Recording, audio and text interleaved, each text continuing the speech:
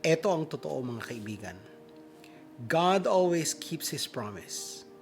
But, posible na ang presence niya feels distant. And here's the uncomfortable truth. You can still be moving forward. Sige lang ang ministry, ang pagsimba, pero feeling spiritually empty.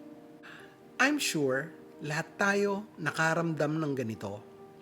Pagkatapos magsimba, pagkagaling sa church, pagkatapos mag-serve, pero pagkatapos ng lahat, habang pauwi, parang feeling empty. My friends, you can still be blessed, but feel far from God. Lumalago ang negosyo mo, o promoted ka sa trabaho. Parang feeling mo blessed na blessed ka, pero parang absent ang Diyos. Hindi mo feel ang presence niya. Parang ang layo niya.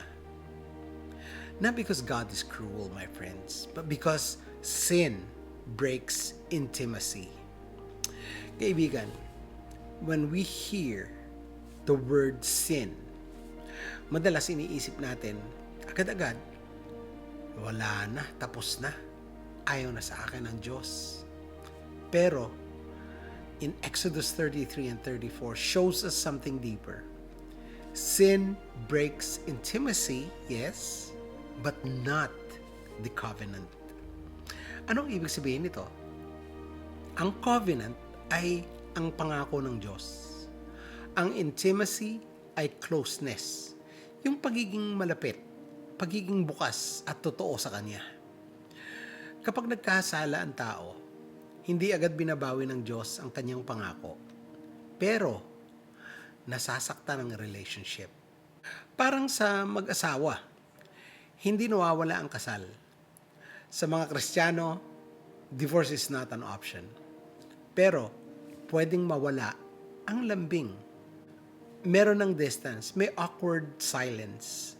Hindi dahil ayaw na at hindi na mahal ang isa't isa, kundi dahil may nasirang tiwala. Ganito yung nangyari sa Israel. After the golden calf, sabi ng Diyos sa verse 2, I will send an angel with you. At doon sa verse 3, but I will not go with you. Kung titignan natin, may promise pa rin, may direction pa rin, may future pa rin, pero may distance. This is painful, my friends, but honest.